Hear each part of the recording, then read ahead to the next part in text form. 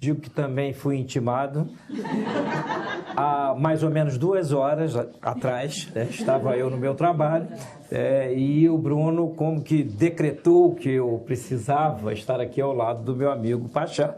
Estar ao lado dele é sempre para mim uma honra e uma alegria. Mas eu também, talvez tímido em dar uma resposta negativa, pensei, isto dá pano para muitas mangas. Né? Sem dúvida. E vim temerariamente, sem fazer nenhum apontamento, e pensei, o professor Sérgio vai dizer algo e talvez eu pegue as ideias pelo rabicho e digam algo mais que possa ser de valia. Destes 4 aspectos relativos à utilidade que o professor mencionou aqui, ou a estes 4, acho que vale acrescentar um, que é o seguinte: a literatura nos ajuda a contemplar. Contemplar é uma palavra que tem no glossário filosófico de Santo Tomás de Aquino, que é o autor que eu mais estudo, tem uma grande profundidade. Ele faz uma distinção entre olhar, ver e contemplar. Olhar seria nada mais, nada menos do que dar vazão a uma potência visiva, que é uma das potências que integram a nossa alma. Todos nós olhamos muitas coisas. Ver já pressupõe certa refluência do intelecto sobre a potência visiva, ou seja, ver, neste sentido, seria olhar já entendendo algo.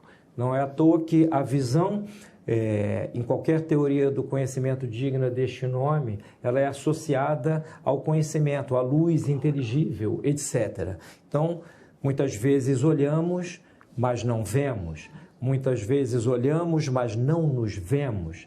Muitas vezes estamos perdidos na superfície das nossas próprias pequenas insignificâncias, vontadezinhas insatisfeitas ou satisfeitas. Então, vemos pouco, olhamos muito. Porém, contemplar já é um degrau superior. Contemplar é mais do que ver, é mais do que olhar. Contemplar é perceber numa imagem unitária a verdade de uma coisa. Quando alguém contempla algo, lhe vem à mente, nesta contemplação, como que o todo dessa coisa em suas causas, ou melhor, muitas vezes quase que por intuição a pessoa consegue, olhando certos aspectos da coisa, ter o sentido geral da unidade dessa coisa. Então, contemplar não é raciocinar. Raciocinar é o modo humano de inteligir a realidade. Contemplar é vê-la amorosamente. É isto que diz Santo Tomás, com outras palavras, palavras escolásticas. O amor é uma pré-condição para a contemplação, porque o amor é a vitória da inteligência e da vontade sobre os sentidos. Então, somente quem ama verdadeiramente é capaz de contemplar. Contempla a si mesmo com maior realismo, olhando as próprias misérias e, portanto, sendo humilde, entendendo-se pequeno, cheio de falhas, etc. Olha os outros com maior compaixão, porque vê nos outros também co-irmãos nesta miséria humana universal. E, se contemplar bem mesmo as coisas da natureza, há de chegar à ideia de que esta natureza, o conjunto das coisas que há, ela clama por uma inteligência ordenadora. Então, quem contempla acaba de alguma maneira percebendo Deus na realidade, percebendo o homem à luz dessa visão quase que intuitiva, angelical da realidade. E aqui vale dizer o seguinte: hoje estamos reunidos, mais do que para esta charla, para o lançamento de 2 obras do professor Sérgio Pachá, uma de poemas que são seus e outra de poemas de outros autores que ele traduziu, autores que escreveram em outras 6 línguas. E aqui, quando eu penso em humildade, que é, digamos assim, quase que uma consequência do olhar contemplativo, quem contempla mesmo acaba por ser humilde. A verdadeira grande literatura, ela é feita por homens que têm dela uma visão que vai para muito além de qualquer utilitarismo, para muito além de qualquer aspecto mercadológico. Eu vou dar um exemplo aqui, poderia enumerá-los ad infinitum, que é o do escritor Elias Canetti, que foi um escritor búlgaro que escreveu em alemão. Ele ganhou o prêmio Nobel, não que isto queira dizer muita coisa, mas no caso o Nobel faz jus ao autor e não o contrário. Então a sua obra máxima, que é o Auto de Fé, que ganhou várias traduções, inclusive para o português, o Canetti dominava 23 idiomas, inclusive o português, e esta tradução para o português foi revisada por ele. E ele ganhou o Nobel, se não me falha a memória, em 1981. Mas por que lembrei-me dele? Porque, falando de humildade, a autobiografia do Canetti é uma coisa muito interessante. Ele manuscreveu esta obra, que é um calhamaço, que no original alemão significava algo como a ofuscação, e depois que os nazistas queimaram quase toda a primeira edição, restou a tradução inglesa. Ele próprio mudou o título para o Auto de Fé. Este homem, essa obra trata da incomunicabilidade entre as pessoas humanas, mas ele ficou com o livro manuscrito durante 22 anos na gaveta. Ou seja, ele não tinha preocupação de pegar o livro e mostrar no Instagram amanhã. Ele não tinha nenhuma preocupação com o que se faria deste manuscrito e nem sequer imaginava se seria ou não editado. Um dia, num encontro literário, isto é uma coisa que infelizmente não está mais em voga, os literatos se reunirem para lerem uns aos outros, celebrarem autores do passado, etc.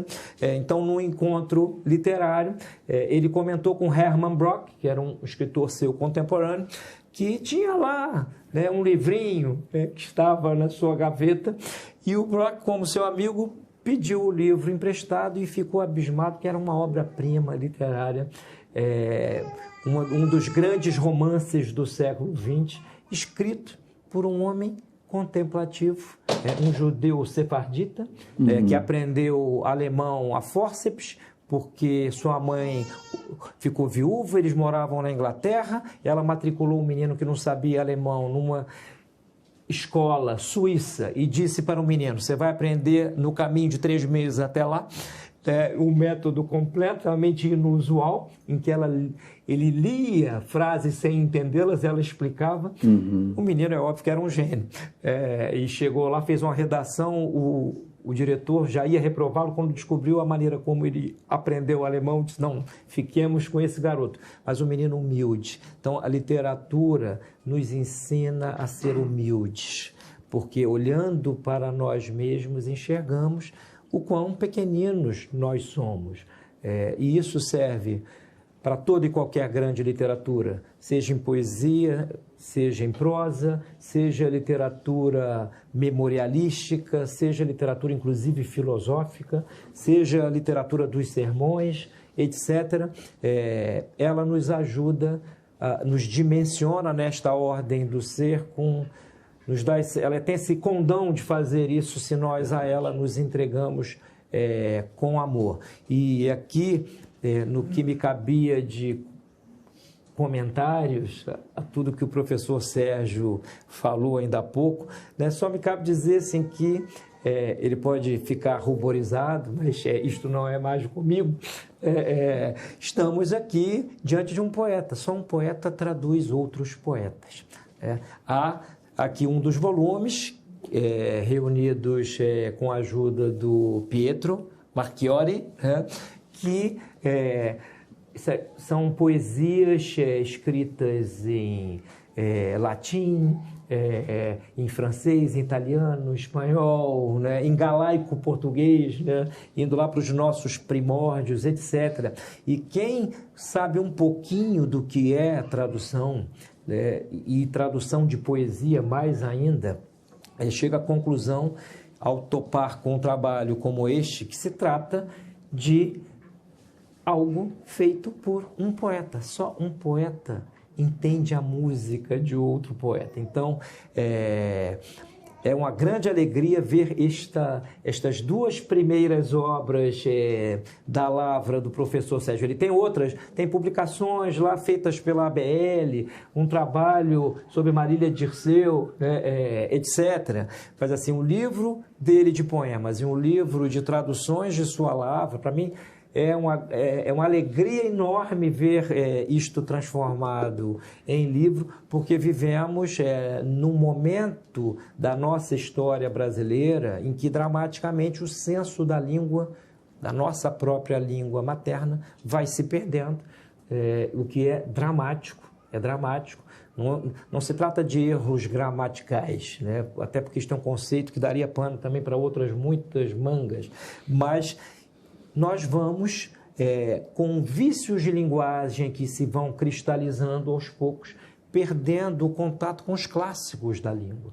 E o que há de ser de uma sociedade em que os jovens se desabilitaram a ler os clássicos da sua própria língua. Muitos jovens aí de 18, 20 anos não conseguem hoje ler Machado, que é o nosso prosador maior, por vários motivos, por uma espécie de inanição vocabular, eles carecem de vocabulário e não têm o hábito de recorrer a dicionários, que é um hábito altamente salutar.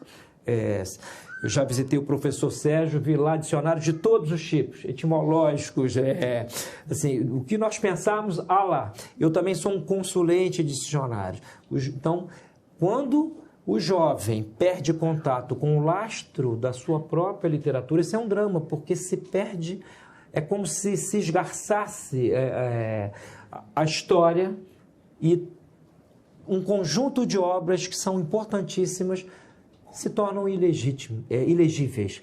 O Machado aqui que aprendeu sozinho, uma das várias coisas que eu tenho em comum com o professor Sérgio e que, digamos assim, torna a nossa amizade mais saborosa, é o fato de sermos ambos machadianos, praticantes.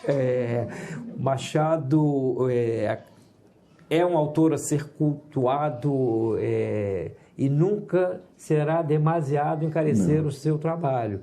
Então, são poemas de um escritor de língua portuguesa, um escritor de lei, são traduções de lei, e eu espero muito que em breve tenhamos aí, quiçá, no final deste ano ou no início do outro, os textos gramaticais do professor Sérgio Pachá, que são, em boa parte, produto de suas respostas quando ele era lexicógrafo-chefe da Academia Brasileira de Letras, mas não só, respostas a consultas de alunos. Muitas vezes o professor, até mesmo no Facebook, ele dá verdadeiras pequenas aulas a respeito, seja de uma etimologia, seja de uma construção, e nós tivemos no Brasil uma tradição de autores que escreveram seus textos gramaticais assim, em resposta a consultas. Um deles é o grande sintaticista Mário Barreto.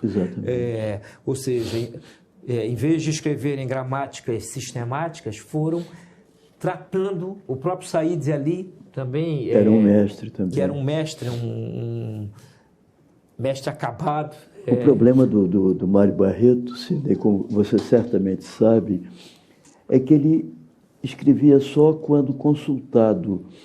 E escrevendo o que fosse qual fosse o tema. E depois, quando tinha um volume suficiente de respostas, fechava tudo e publicava. E jamais fez um índice. Quer dizer, quando ele morreu, ele tinha publicado 7 ou 8 livros desse tipo. Tinha de tudo ali, sobretudo no âmbito da sintaxe. A nossa sintaxe portuguesa é muito rica, e ele conhecia como a palma da mão. Mas ele ia pondo os assuntos mais disparatados, mais diversos, juntos, sem um índice, de modo que qualquer estudioso que quisesse ver o que o Mário Barreto vai dizer disto ou daquilo, só tinha uma coisa a fazer, pegar o volume 1 e começar a percorrer até onde desse. Se tivesse sorte, encontrava no segundo ou terceiro, se não tivesse, ia até o fim. Que é uma coisa absurda, mas é verídica.